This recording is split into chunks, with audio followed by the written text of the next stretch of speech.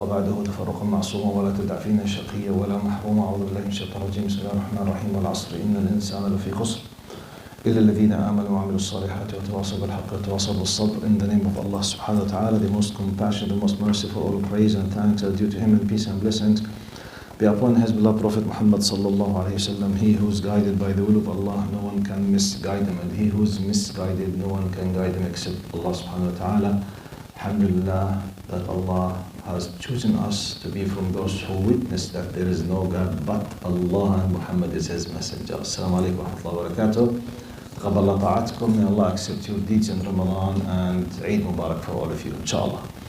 Today, inshallah, it's our 108 session, alhamdulillah, by the will of Allah, 2 years plus, alhamdulillah. On weekly basis, we reached to verse 255, which is Ayatul Kursi. What I will be doing, I will read the ayah, inshallah. I will read the direct, simple translation of the meaning. As you know, we will try to derive some kind of messages from understanding this ayah as much as we can, inshallah, in the time that we have, which is around 1 hour. Now, number one, reciting the ayah. I think there is no Muslim but knows this ayah. One of the most famous verses in the Quran, and actually it is the most important, because according to many hadith by Prophet Muhammad ﷺ, that it is the greatest ayah in the Quran. We will know now why, how we should start understanding, a new understanding, when we recite this ayah, inshallah. أعوذ بالله من الشيطان الرجيم.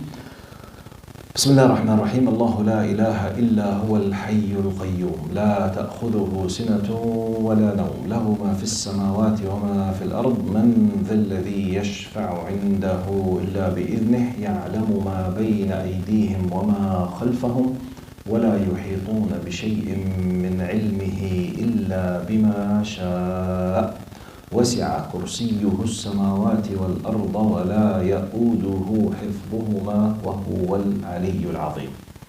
Now, the direct translation, I will be using today two translations. Mainly, I depend on the English translation for the meaning on Dr. Mustafa Khattab, and I recommend this English translation for anyone, Muslims and non-Muslims, even if a new Muslim or someone who might be thinking to understand Islam. Inshallah, he might become a Muslim.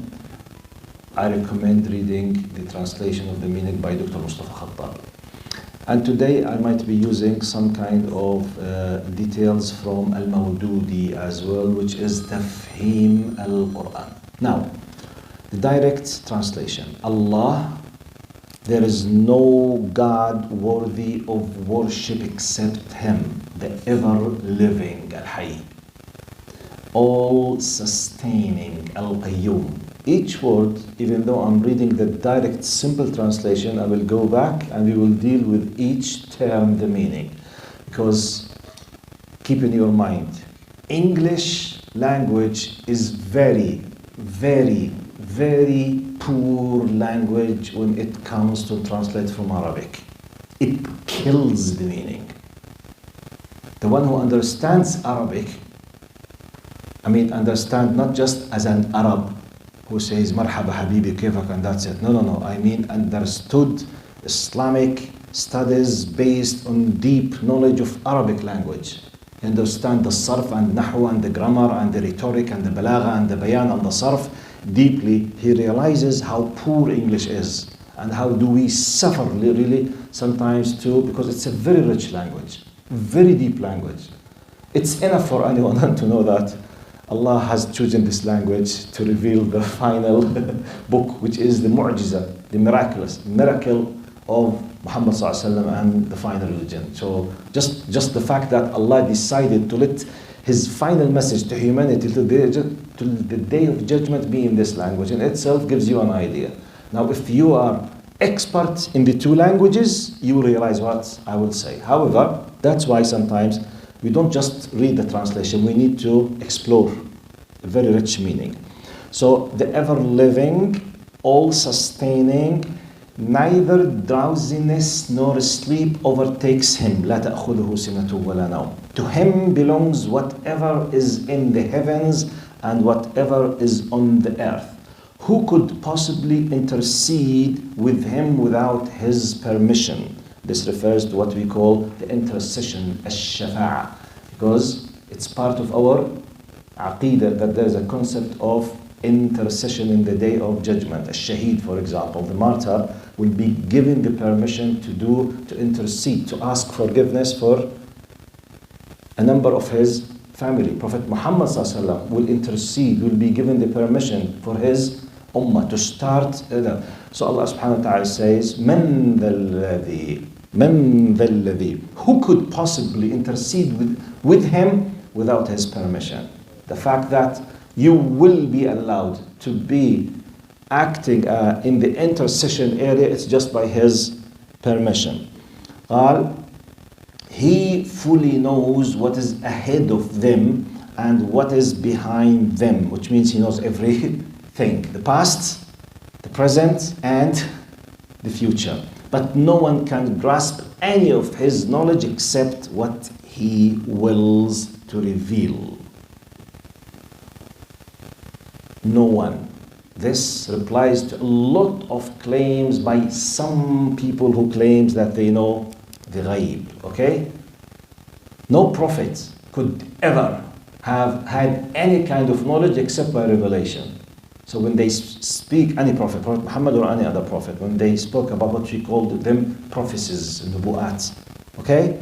It's by the permission of Allah. Allah is the one who told them about such and such. Simply they convey it. So one knows the ghaib except by the permission of Allah.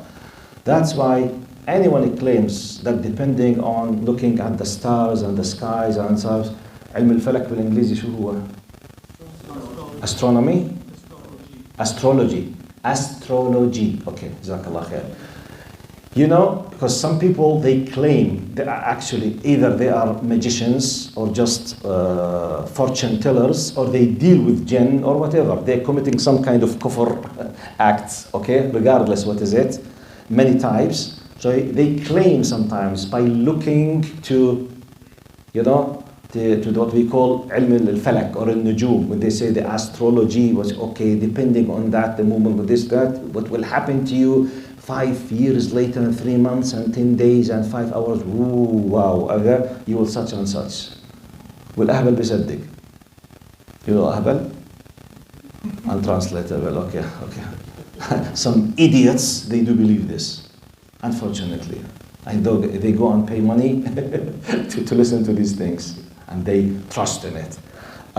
They don't trust Allah, they trust this magician or liar. Anyway, قال, but no one can grasp any of his knowledge except what he wills to reveal. His seat, al-kursi, encompasses وسع كرسيه. His seat encompasses the heavens and the earth. It's part of one of the greatest of the creation of Allah, al-kursi wal-arsh. It's part of the creation, we will come to it. And the preservation of both does not tire him, which means Allah subhanahu wa ta'ala will not be tired because he's taking care of as-samawat wal-ard, the heavens and the earth.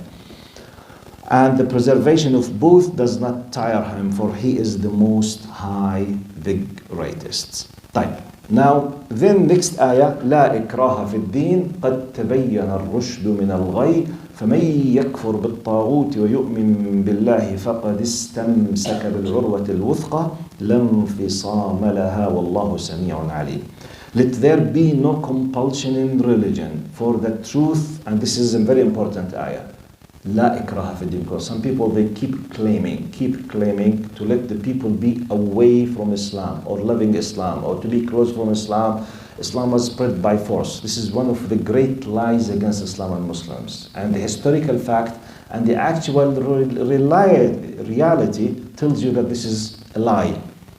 Muslims, they ruled India for 1,000 years. 1,000 years, they were kicked out just 200 plus years by the British. And they are minority. Tell me how. If they were forcing people to be Muslims, how come in 1,000 years Hindus are still majority and Muslims are minority? This is pure math, pure logic now. 1,000 years. Do you know that? India, I'm talking about India now. 1,000. And they have the full power. They could have done whatever. No one can ever stop them. If they want to force, how come? Or if Muslims, just simple logic. How do we explain the still existence of Arab Christians among us? You just answer me. If Islam used force. Just 100 years ago, the Ottoman Empire, which was the biggest representative of Islam, collapsed. Before that, for hundreds of years, one of the mightiest power on earth, it was Muslims. And if the Ottomans wanted, or the Mamalik, or the Abbasid wanted to force the people, and they were, for hundreds of years, very powerful empires. If their religion asked them to force the people, how come still we have Arab Christians in Egypt, in Syria, in Jordan, in Iraq, Ashuriyin, Kildaniyin, the Orthodox Christians, still their churches since 700, 800, 900 years still exist, not even one stone was removed from it. Yet some people, they keep claiming Islam is spread by sword. Ya ammi, why sword? Ya ammi, common sense logic is against your claim. But subhanallah, when you are weak, when you don't have a powerful media, mainstream and militant power and big countries to support your cause, anyone can claim whatever. But at least you as an individual, be sure that this is a big lie. This is the reality. La ikraha fi din. There is no compulsion in religion, period. If someone did something else, this is a bad person.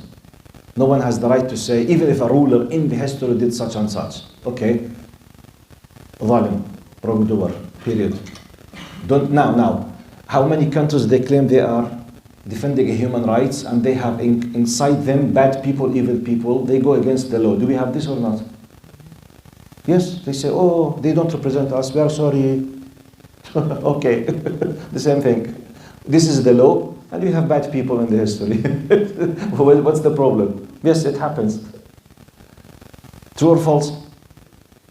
Now, for as example, the biggest state who claim defending human rights on earth now is the United States.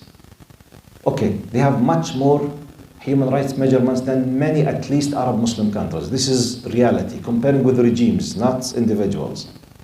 But don't they admit that they bring many people to court because they did a lot of evil things or not?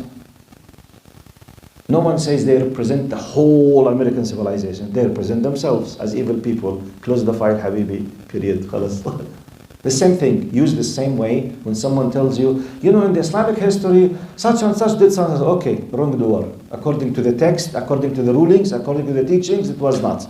So, la ikraha fi din. Let there be no compulsion in religion, for the truth stands out clearly from falsehood. So, whoever renounces false gods and believes in Allah has certainly grasped the firmest, unfailing handhold.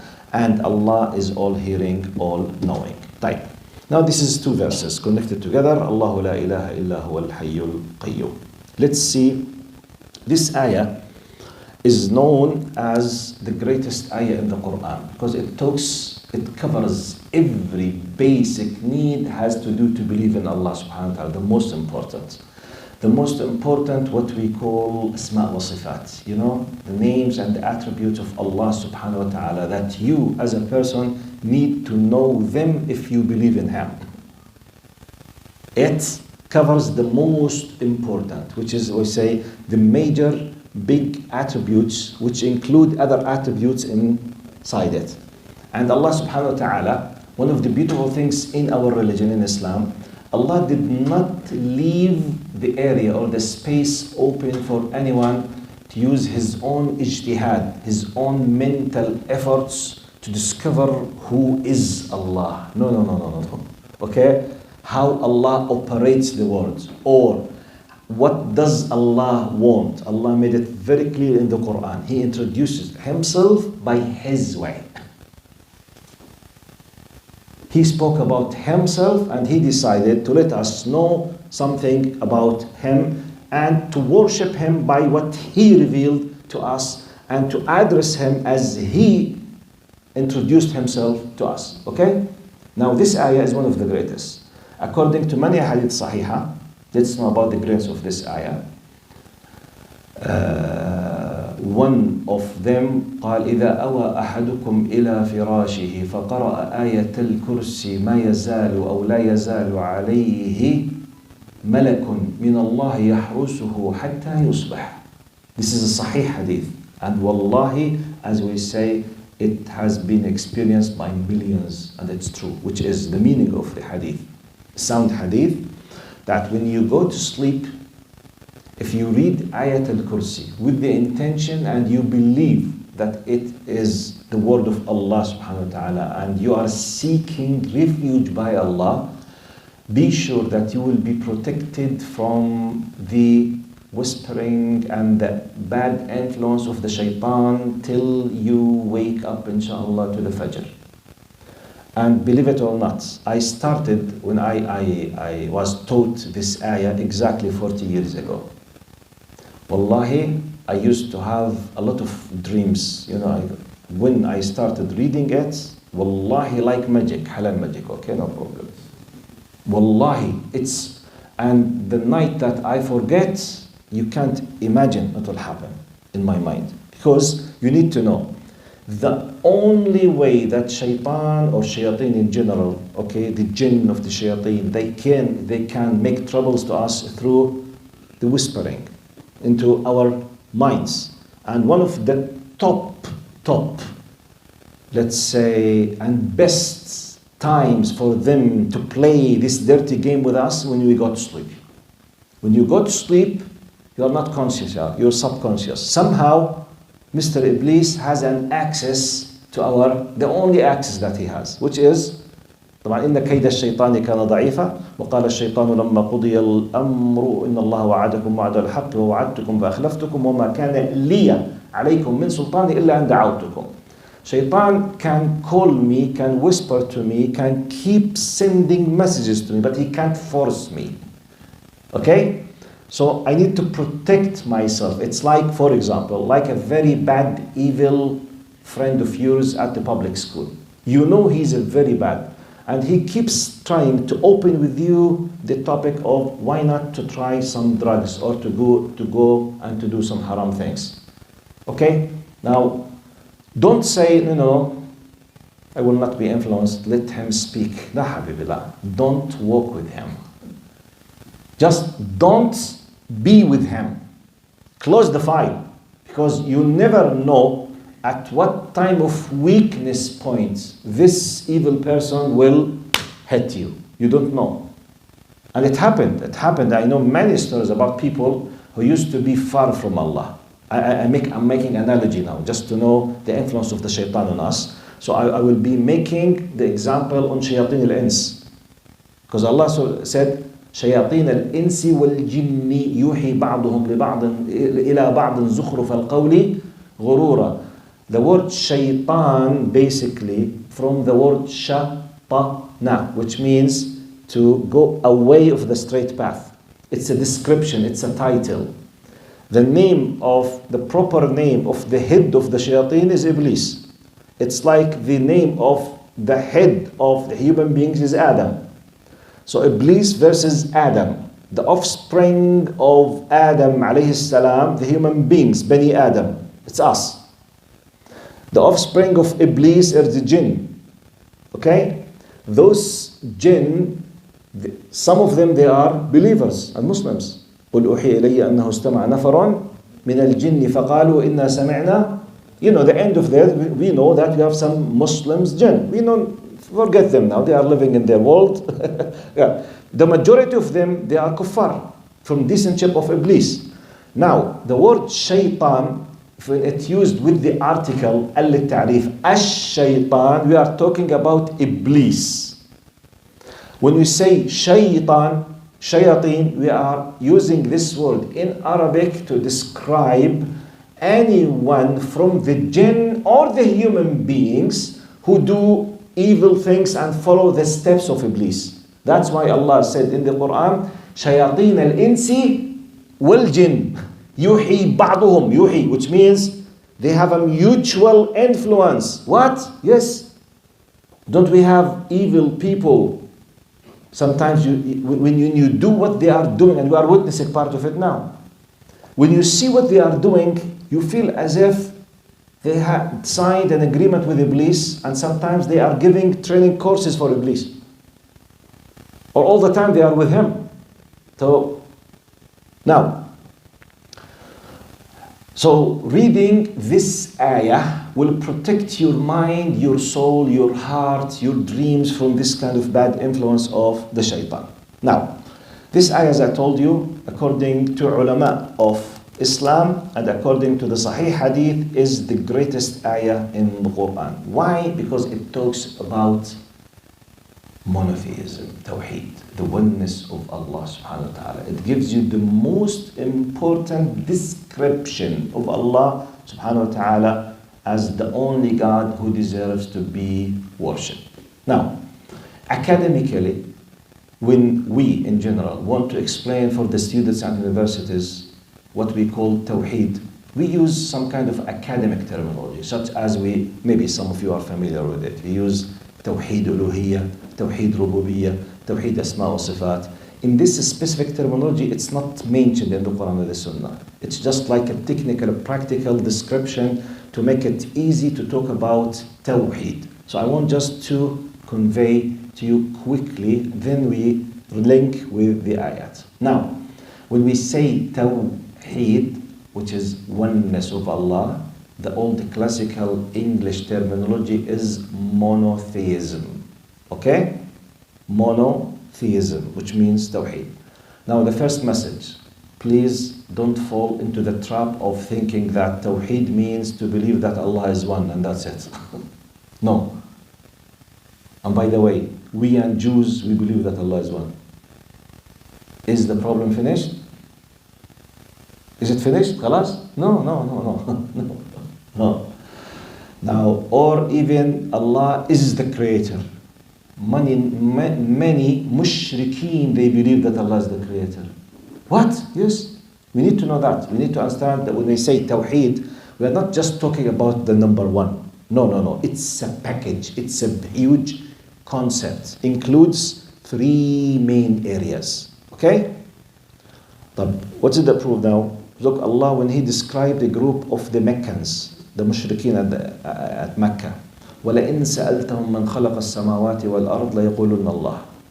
If you, Muhammad, ask them who created heavens and earth, they would say, Allah. And by the way, maybe you know, maybe you don't. Abu Jahl, Abu Lahab, Umayyah ibn Khalaf, Al-Walid ibn Mughira, all this group, none of them was denying that Allah does exist.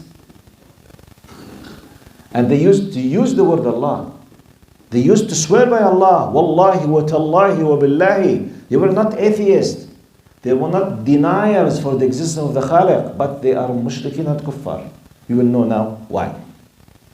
Secondly, وَلَئِنْ سَأَلْتَهُمْ مَنْ خَلَقَ السَّمَاوَاتِ وَالْأَرْضَ وَسَخَّرَ الشَّمْسَ وَالْقَمَرَ. Which means He's not just the creator. It's not just He does exist. No. He's taking care of the universe as well. Okay? لَيَقُولُونَ Allah. طب يا عمو حجي, طب why do we declare them as mushrikeen? Because they refused to worship Allah. Now worship, we are not talking about ritual worship, be careful. This is simple part of the worship. The word worship, please, this could be one of the most important sessions, especially for the new faces. When you say worship, abada, abid, ya'bud, ibadah, in Arabic, the definition of ibadah is al-inqiyad wal-khudu' al-tammu duna adna shart. The full submission without any kind of precondition for anything, any person, any group, any idea is an act of worship. The full obedience for whatever is an act of worship. It's ibadah. So that's why we say, when Allah subhanahu wa ta'ala said, وَمَا خَلَقْتُ الْجِنَّ وَالْإِنسَ إِلَّا لِيَعْبُدُونَ, it means I have not created the jinn and the human being but to obey me, not to ritually just worship me. No, this is a full obedience. One of the act of worship is the rituals. One, which could be 5% of Islam. to come to the masjid, to go to Umrah, to go to part.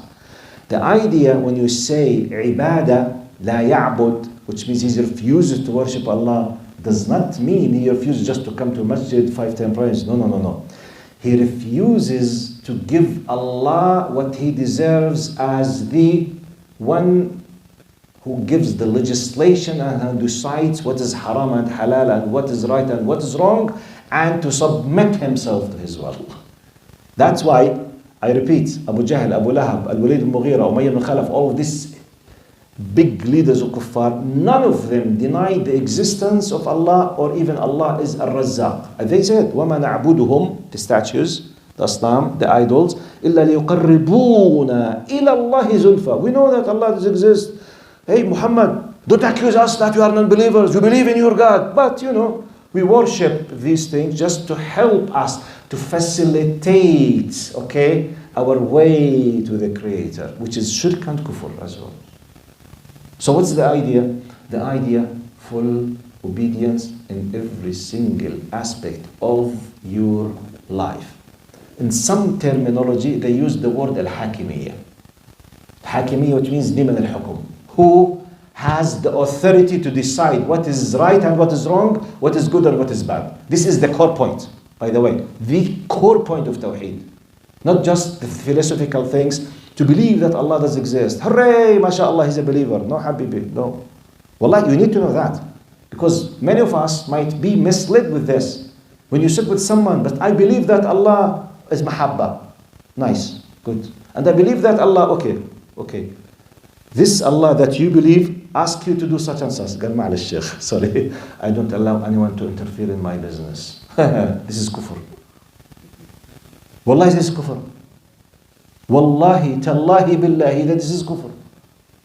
We need to understand this. Because many people, they were misled with some kind of emotional and ignorance. Tawheed is not just, or otherwise, ya habibi. Wallahi, wallahi, billahi, tallahi, anna Aba Jahl, he was so honest more than many Arabs now. Abu Jahl, because when they refused to say, Ashhadu an la ilaha anna Muhammadan, they realized exactly what does it mean. Because why they refused? Why Abu Jahl, when he was to be finished at the end of the battle of Badr, when Abdullah ibn Mas'ud came and finished him, he knows that he will die now. But he knows that if he said, Ashhadu an la ilaha illallah, I will want to submit. No, I will not want. Full submission. So that's why we need to understand, this is the core meaning of Tawheed. However, academically, philosophically, theoretically, as an extra knowledge, I will add to your knowledge what happens in the academic circles, which I believe many of you don't need it. You don't need it, I believe, I personally. But you know why I'm giving you? Because sometimes some people will come and will make noise in your knowledge. Will discuss with you. Tawheed uluhiyya, rububiyyah, asma wa sifat, blah, blah, blah, blah, blah. You discuss these things, you will be confused. As if you have no faith and you have no iman. The core point of Tawheed is what I have told you. That's it. Full obedience to Allah. But however, you need to know, to have the full image, full understanding for the whole concept of Tawheed, Allah, we deal with Allah to give His right in our imagination and understanding. We tackle it through 3 areas. We call it Tawheed Uluhiyya, Tawheed Rububiyyah, Tawheed Asma wa Sifat. To believe that Allah is the Rabb and Allah is the Ilah, and Allah deserves the full concept of what we call in Islamic terminology Tanzih. And I will explain what does it mean. Now, the first meaning, Allah is Rabb. Rabb, basically, in English is Lord. That we say landlord. And we say in Arabic language, Rabbul Usra. The caretaker of the Usra, the one who's in charge of the family. We use in Arabic language, Rabbul Usra, Rabbul Bayt. And even you say, إذا كان رب البيت للضف ضاربا فشيمة أهل البيت كلهم الرقص. This is an Arabic usage for the word Rabb. Now, if we say Ar-Rabb, we are talking about Allah subhanahu wa ta'ala. Rabb indicates that everything in the existence has come by His permission and His will, and He's controlling everything, and no one else shares Him with this. So Rabb means محيي, مميت, رزاق, معطي, مانع, okay, منتقم, all of these attributes about to initiate something from nothingness, المنشئ, الخالق, to give something to someone or to prevent someone from taking someone. It's because he is a Rabb. So when we say Rabb, what should come to your mind, that Allah is in charge of everything in the universe. طيب. This means if any group of Muslims or non-Muslims, and let's talk about Muslims now, such as, I don't generalize, such as some Sufi groups. Some Sufi groups, some of them, they deviated from Islam by thinking that the Shaykh al-Tariqa, he knows the ghaib and he brings death from, and some Shia, للأسف, some Shia groups, they believe in that, and some of the Imams, that they know the ghaib and they control the universe and they bring deaf people from, all these things. So this is a big issue in Islam. No one shares Allah with life or death or rizq. We are just means. Ar-Razzaq wa Allah subhanahu wa ta'ala. It's not you. You are just a means. Allah subhanahu wa ta'ala is using you, using me. I'm not the Razzaq for my kids. Allah is using me to let the rizq, and the rizq will come to them whether I do exist or I do not. So I should not believe that Ana Razzaq. No, a'udhu billah. Allah is Ar-Razzaq. Allah is Al-Muhyi. We don't bring life. You are married. You go and sleep with your wife, but you don't give life to this new child. Allah is the one who gives the permission. So this is the Rabb. Okay? No one shares. So if anyone believes that Shaykh al-Tariqa or this man or that other has a power in this area, he's committing an act of shirk. طيب. Al-Ilah. Ilah, the only being who deserves to be worshipped, which I explained now just. When we say Ilah, no one to be obeyed above him. Anyone to be obeyed under his permission. وَأَطِيعُوا اللَّهَ وَأَطِيعُوا الرَّسُولَ وَأُولِي الْأَمْرِ مِنْكُمْ. When someone deserves, who knows the knowledge, he's giving you something because he's working under the umbrella of Allah subhanahu wa ta'ala. But no one equal to Allah or above Allah. Including, here comes now the area of politics. Ya habibi al politics. Shaffar. Yeah, here comes Tawheed al-Uluhiyya. We are entered because Tawheed al-Uluhiyya means no one to be obeyed except Allah. طيب.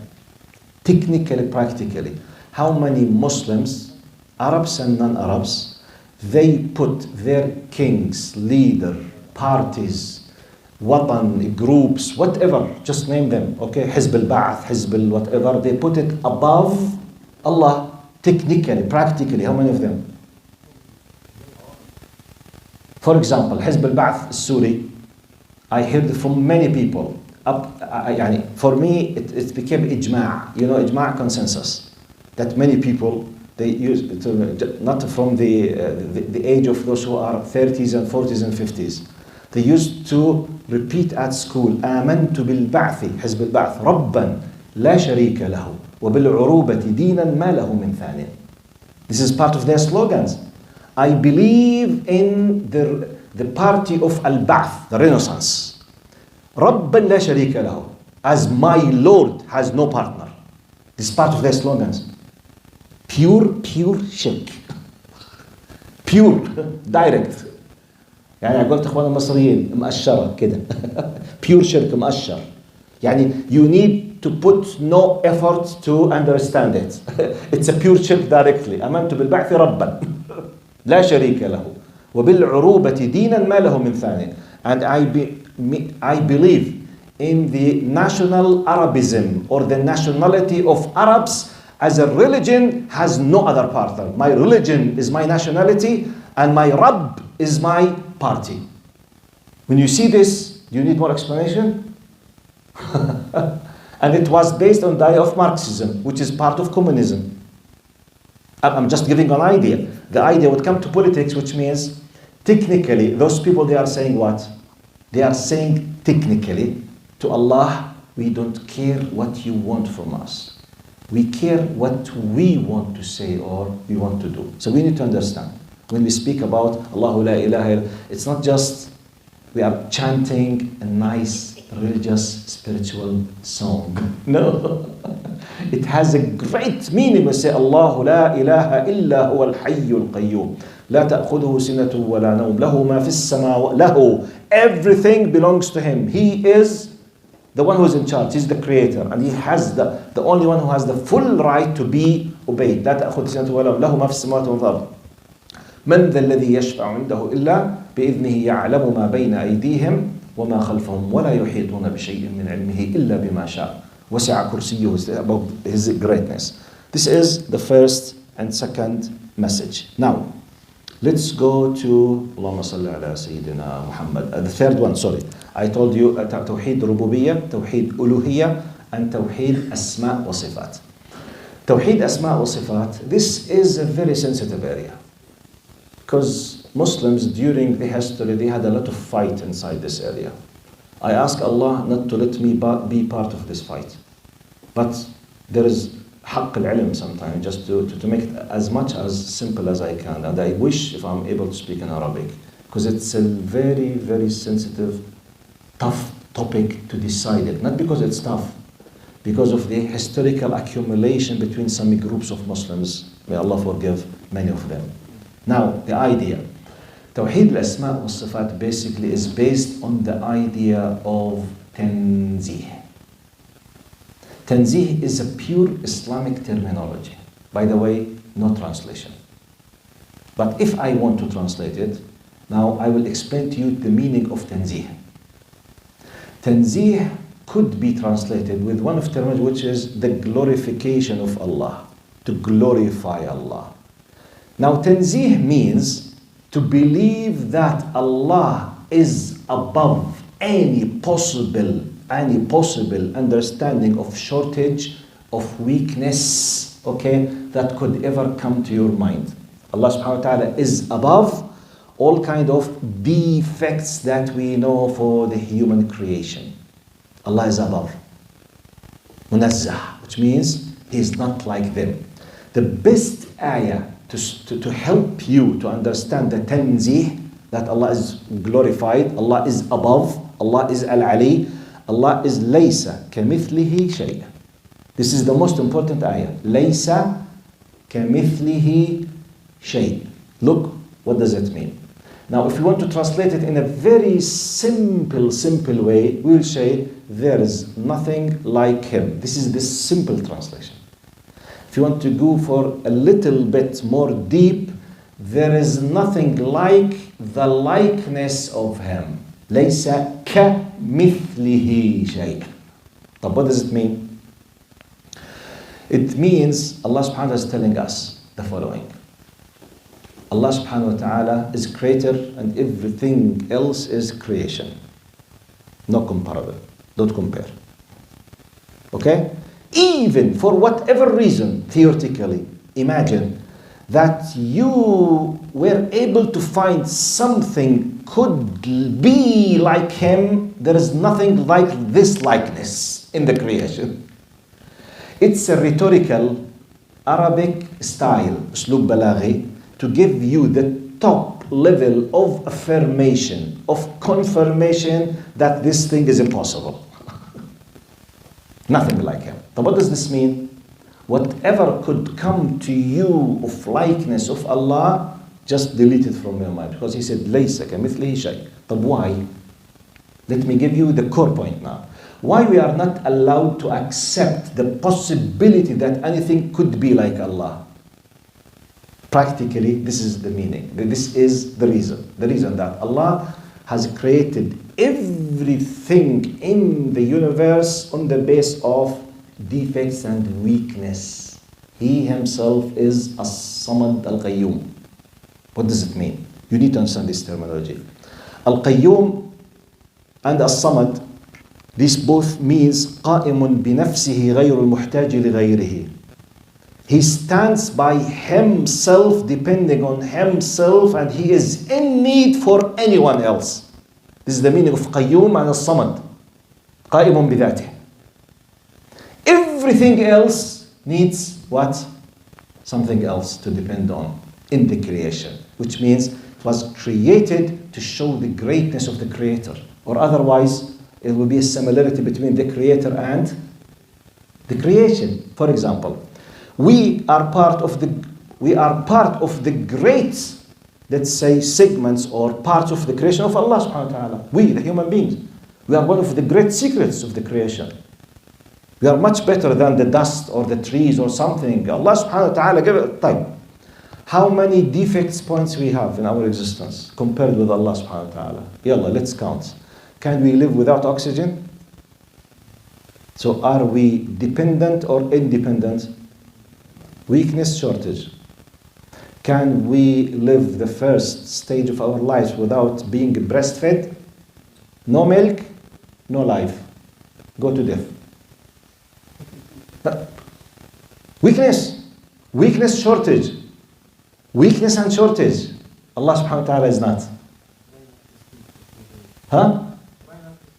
Yes, yes. We need oxygen. We die without it. We need to sleep. We die without it. We need food. We die without it. We need to drink. We die without it. We need to take rest. We die without it. We need to... That's why he said, لا تأخذه سنة ولا نوم. Not drowsiness and is not at sleep. But we need it. When you go to sleep, you are out of coverage. خلاص. No Wi-Fi. You don't know anything. And by the way, none of us remembers the first or second or maybe third year of his existence. Well, you are completely under the rahmah, the mercy of Allah subhanahu wa ta'ala. You know nothing. We came out of the wombs of our mothers, we know nothing. لا تعلمون شيئا. Allah taught us. Allah is the one who designed. We did not design ourselves. We did not decide when we should be born. We did not decide whether we are males or females. We did not decide who our parents. We have no control all of these things. We are weak. But Allah has the full control and the full decision to decide whatever, whenever He wishes. So that's why when someone resembles something from the creation with Allah, he's committing an act of kufr. Why? Because he's insulting Allah. Have you understood the point? Because everything in the creation is based on what? Weakness and shortage. ضعف, نقص. Allah, kamil. Khalq, naqs. By default, everything, including the sun, including the galaxy, including... Can the sun moves 1 meter out of the orbit? No, subjugated.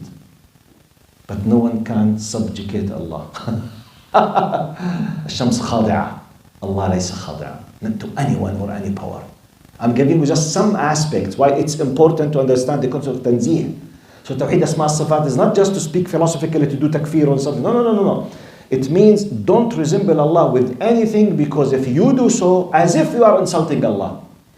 This tells you, that's why we say, if someone believes that Allah was incarnated in the human body form, whether it's Buddha or Rama or Jesus, or because it's a very common, by the way, faith it was in Europe and in the Far East to believe in the concept of Trinity. By the way, Trinity is not a Christian invention. It used to be known for hundreds and thousands of years in Egypt, in Europe, old Europe, pagans Europe, and in Far East as well. But the idea, so why we consider it an act of kufr? That's why Allah subhanahu wa ta'ala, subhanallah, out of His mercy, looked to the wise and polite way in the Quran while addressing the people. ما المسيح ابن مريم إلا رسول قد خلت من قبله الرسل وأمه صديقة كانا يأكلان الطعام. Allah, while He was addressing a group of people, especially Christians, in a very nice way, to touch their heart, just to use the logic, the common sense, telling them Jesus Christ was nothing but a messenger. And His mother was a very righteous, good woman, like Khadija, like Aisha, like Fatima, radiallahu anhum jami'an. Then Allah said, كَانَا يَأْكُلَانِ الطَّعَامِ.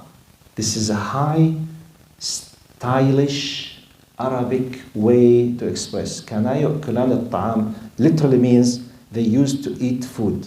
This is a rhetorical expression, أسلوب بلاغي, to tell you what? They used to go to the washroom. It's as if, sir, are you sure that you worship a God that he used to go to the washroom? Go to washroom means he's in need to go to the washroom. Need. Which means someone has subjugated him and designed him in a way that he had to eat, and once he was forced to eat, he must go to the washroom to get rid of the end result. As if God used to be in need to go to the washroom. This is the way that so as to understand Tawheed and Tanzih, we need to bring all these meanings. It's not just a philosophy. So therefore, Allah. Now, next message. I'm sorry. I know it's a little bit deep Aqidah topic, but I believe you need it. Yes, Dr. Yes. It's important to mention also, I know it's too long, I'm sure you want to mention it, but it's important for the young ones to know that even if Allah used in the Quran or Muhammad ﷺ used in the Hadith an attribute that is meant to be describing Allah Azza wa Jal, and this attribute is similar in the way it is said, a description that can be given to a human being as well, that there is no any comparability. Yes. That whatever Allah ما وصف به نفسه ولو تشابهت الأسماء هو فوق Yes. وصف الإنسان. Jazakallah khair. I'm trying just to avoid the very, very deep problematic things, because some of them maybe it's their first time in their life they are exposed to this meaning. So I'm trying to use it in a very simple way. The most important thing of the idea, ليس كمثله شيء. Allah should not be resembled with any part of the creation, a human being or an animal or anything. A tree, a mountain, a great monster, aliens or whatever. It's part of the creation. Why? It's based on naqs, shortage, defects. So by doing so, by imagining so, by accepting so, as if, وَالْعِيَادُ بِاللَّهِ, you are insulting Allah. And it's an act of shirk or an act of kufr, period. In a very general way. So when you speak about Tawheed, Uluhiyya, Rububiyyah, Asma' Sifat, this is the idea. Allah is in charge of everything. No one shares. Uluhiyya, Allah is the only being who deserves to be worshipped, full obedience for His law. Asma' Sifat or Tanzih, nothing resembles Him. Now the final points, Allah by His wisdom, for something we have no knowledge why, He decided to deal with us with regard Himself into two areas. This is my understanding now. He did not tell us about the exact reality of Himself. We don't know it. We don't know, by the way, Allah is beyond time and place. By the way, time and place, they are part of the creation. Our minds, they are restricted with time and place. This is not applicable in Allah.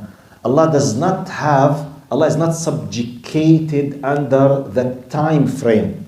Yani Allah, for you and me, for example, I myself, I'm 56 now. 40 years ago, I was 16. My knowledge, let's say, about X topic was limited. 10 years later, I used to know more. Imagine that I was, for example, studying computer engineering. Okay? 30 years ago, this is my knowledge about computer engineering. 20 years ago, this is my knowledge about computer engineering. 10 years ago, this is my knowledge. So I went through the process of accumulating, and at a certain point, I was unaware, I was ignorant, I was seeking the knowledge, and I achieved more knowledge, but still limited. So I'm part of, subjugated under the past, present. I don't know what will happen to me in the future. Am I going to be increased in knowledge, or I will die tomorrow, or I will have Alzheimer and I forgot everything? I don't know. This is not applicable in Allah. There is no single time, وَالْعِيَاذُ بِاللَّهِ, Allah was not aware of something and suddenly He discovered this thing. If you believe in that, could be acting an act of shirk. Allah knows everything. How? We don't know. We can't grasp it because Allah laysa kamithlihi shay. So, Allah told us about His power. Allah told us, He manifested to us His greatness through the creation, through the law, through the design, through the qadr. We know the greatness of Allah subhanahu wa ta'ala. When we seek the knowledge, the ilm, the science, the physics, and by the way, physics, mathematics, they are based on the laws that are created by Allah subhanahu wa ta'ala. It's embodied inside ourselves, the common sense, completely. And we say, we invented so and so. Habibi, you just discovered the relation between the materials. Allah is the one who designed and embodied the nature of such and such and such these materials. We are just discovering and making benefit. We do not create the ability in these materials. We don't bring it to be. No, we just discover. Okay? For example now, when we put, let's say, we discovered now that water is combined of oxygen and hydrogen. Have we created the ability between the atom of the hydrogen and we designed it to accept the oxygen to form water? Or we discovered this? We discovered. Okay? We just discovered. For example, the food salts that we use, it contains sodium and chlorine. We discovered that. And both of them separated, they are poisonous. They kill. Sodium alone kills, chlorine alone kills. When they are combined in a certain way, according to the law of Allah, we have food salt. We can't eat without it. Who gave the decision that this material out of hundreds and then millions of components, when they are together, they form X or Y or Z? It's Allah. We just discover. So we keep trying in the lab. Those people, they keep, we did, Habibi, without the knowledge of Allah subhanahu wa ta'ala. You are just discovering the greatness of Allah. That's why the true alim, whenever he discovers something, he should do sujood. That Allah enabled him to realize more from the knowledge that Allah has put inside this universe. This is a big difference between the believer and the atheist. So we need to understand these very, very important meanings about tanzih, tawheed, laysa kamithlihi shay. Okay, now this is Allahumma salli ala Sayyidina Muhammad. What else? I remind you, I finished what I want to talk about this ayah. I remind you just with one reminder, then we will have about 15 minutes to renew your wudu and to prepare yourself for the Isha, inshallah. Now, as we said, now the ayah, forget the technical, philosophical, deep explanation. Now this ayah is highly recommended to be part of your daily word. If you can, read this ayah when you wake up, do it. Before you go to sleep, please do it. When you leave your home, do it. It will be part. Now, and by the way, Ayatul Kursi is part of the word and it's part of the ruqya as well. If you want to protect yourself from the shayateen and the sihr and all these things, it's always. In addition to al-mu'awwidhatayn, which is قُلْ أَعُوذُ بِرَبِّ الْفَلَقِ قُلْ أَعُوذُ بِرَبِّ النَّاسِ and قُلْ هُوَ اللَّهُ أَحَدٌ. If for whatever reason you have limited time and you can't have a word to do a lot of Quranic verses, just please stay with Ayatul Kursi. Because it's the greatest ayah in the Quran. If for whatever reason you always forget, please don't forget at least to read it when you go to sleep and when you leave your home with the intention to seek Allah's protection. This is a great ayah. This is not a normal ayah. It's the greatest ayah in the Quran. Repeat it again. I recite it. Read the translation very quickly and we'll finish my dars inshallah bi'idhnillah. أعوذ بالله من الشيطان الرجيم. بسم الله الرحمن الرحيم. الله لا إله إلا هو الحي القيوم. لا تأخذه سنة ولا نوم له ما في السماوات وما في الأرض من ذا الذي يشفع عنده إلا بإذنه يعلم ما بين أيديهم وما خلفهم ولا يحيطون بشيء من علمه إلا بما شاء وسع كرسيه السماوات والأرض ولا يؤوده حفظهما وهو العلي العظيم. Allah There is no God worthy of worship except Him, the ever-living, all-sustaining. Neither drowsiness nor sleep overtakes Him. To Him belongs whatever is in the heavens and whatever is on the earth. He who could possibly intercede with Him without His permission. He fully knows what is ahead of them and what is behind them. But no one can grasp any of His knowledge except what He wills to reveal. His seat encompasses the heavens and the earth, and the preservation of both does not tire Him, for He is the Most High, the Greatest. As Allah subhanahu wa ta'ala, أن يعلمنا ما ينفعنا وأن ينفعنا بما علمنا.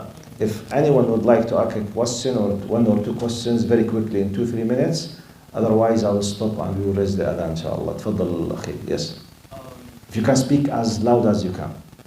So my question was, like, obviously we know there are Muslim groups that have issues with, like, aqidah, like, for example, like, getting the Prophet ﷺ status to a level that is in an appropriate level. Sorry. You know, like stuff like that. Yeah. Why do such Muslims still call themselves Muslims when clearly they have obvious aqidah issues? That's very complicated, brother. But what, I mean, let's differentiate between leaders and what we call the lay people, العامة, عوام الناس. Ignorance, politics, hidden agendas, wars between, because, you know, now, Muslims, they were a great nation. So one of the main reasons, and I will do it in a very short way because it needs a very deep ilm majlis, okay? It's not wise to open this in this context because you need to establish the basics. But one of the things, in general, answer, ignorance. One of them, misleading. One of them, politics. But let me go historically, how come these groups became part of Islam, claiming that they are Muslims? One of the main reasons, in my understanding and my readings. Islam, Arabs and Muslims generally, they were limited in the Arabic Peninsula. At that time, the two great big powers, Persians, for hundreds of years, you know, the Persian Empire, 1,150 years, and the Roman Empire. If we consider Byzantines and the Romans altogether, 1,500 years more or less. So imagine a bunch of Arabs who were considered for those two, Persians and Romans, which means in our language now, okay, like Russians and Europeans, okay? They were considered backward people. They know nothing. They keep just begging the people. They keep fighting 40 years because of a horse race. Out of a sudden, they came up with a new system, new software. Okay? A new complete, you know, in our language now, that's a new invention. And they conquered everyone in all levels, economic, ethical, something. So common sense says you will have an enemy. If you are very powerful, they will not declare their enmity. They will work under the table. One of the working under the table, they will invent this kind of ideas and the groups to try to fight Islam from within. This is one of the main reasons, by the way. Especially the area of Persians, especially at that time. Because they felt it's very tough because they were collapsed completely at Al-Qadisiyah. Umar al-Khattab and Amr ibn al-As. Finished literally, 33 Hijri, خلاص. 1,150 years they were demolished. Can you imagine the feelings? They want to take revenge. So they work very hard with the help of other powers as well. But this is one of the main reasons. So it's a big topic now. And by the way, let me just give you another answer now. Do you think if someone is realizing that he's wrong is enough to leave what he is doing as a wrong thing? Forget these kind of deviations of groups. Let me tell you a simple example. How many sisters who claims that she's a Muslim and she is a Muslim does not wear the hijab. And she knows that she's doing wrong. The fact that she knows does not do wrong. How many TikTokers they are Muslims and hijabis and they dance and they show part of their bodies and they put full makeup and they say haram words and they do haram action. They know and they realize. I don't care. How many millions? How many Muslims they drink alcohol? How many Muslims they commit zina? How many Muslims they watch porno? So the idea, because your question is, your premise is, but don't they know? Who told you that if they know it's enough to finish the problem? No. You have a lot of other reasons. Desires, priorities, benefits. Like in political level, 99.999% of political leaders in Arab world, they know that they are doing wrong things and doing dhulm and killing the people, torturing them. But we call them in the Islamic terminology muntafi'un. They are benefiting themselves, they don't care. They know they will be punished, but they don't care now. That's why Jahannam is waiting. So on political level, on hijab level, on zina level, on khamr level, we have the same example. So it's not just enough for the reality to be clear so that anyone knows the reality will follow it. No. We have a lot of complicated other reasons, psychological and the arrogance. And the best example, and let me finish by best example, the best of the best of the best of the best. You know what is it? Mr. Iblis.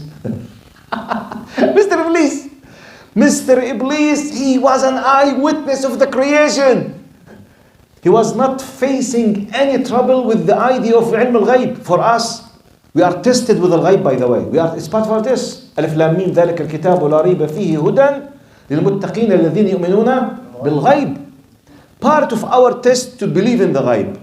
Was it ghaib for Iblis? He was an eyewitness. Eyewitness on the beginning. This huge ceremony of the beginning of the creation of Adam. Do the sujood. قال لم أكن أسجد لبشر خلقته من طين. He was addressing Allah directly. يا جماعة, wallahi, the example of Idris is mind-blowing. He was there, you don't know where, okay? With the angels, eyewitness. Allah is speaking with him directly. And he witnessed the case of the Adam and he refused. That's why don't ever think that knowing the haqq is enough to follow the haqq. No! We have obstacles. We have desires. We have interests.